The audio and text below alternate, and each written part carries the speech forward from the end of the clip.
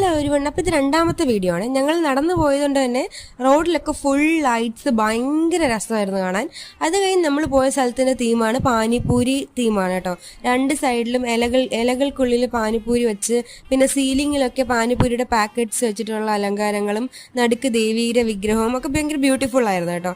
ഇത് പിന്നെ പോയ സ്ഥലമാണ്. ഇതൊരു നോർമൽ മണ്ഡപമാണ്.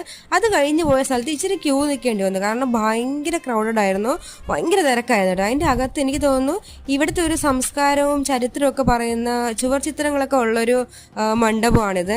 കുറേ മഹത് വ്യക്തികളെ ആദരവും അതിൻ്റെ കലാസൃഷ്ടിയൊക്കെ ഉള്ള ഒരു പ്രത്യേകതയുള്ള മണ്ഡപമാണിത്. ആക്ച്വലി ഞങ്ങൾ ഇവിടെ വന്നപ്പം ഹിന്ദി നടൻ ആയുഷ്മാൻ ഉണ്ടായിരുന്നു കേട്ടോ ഇവിടെ. അതൊരു VIP സൈഡിലായതുകൊണ്ട് ഞങ്ങൾക്ക് അധികം കാണാൻ പറ്റിയില്ല. പിന്നെ ഞാൻ ചെറുതായിട്ട് ഗെയിമൊക്കെ കളിച്ചൊരു പാത്രമൊക്കെ കിട്ടി, പിന്നെ ചെറുതായിട്ട് ലൈം ഓടിച്ചു. അങ്ങനെ ഞങ്ങൾ തിരിച്ചു പോവാണ് കേട്ടോ. നടന്ന് ഞങ്ങൾ ഭയങ്കര ക്ഷീണിച്ചു. അപ്പം നമുക്ക് അടുത്ത വീഡിയോ കാണും വരെ ബൈ.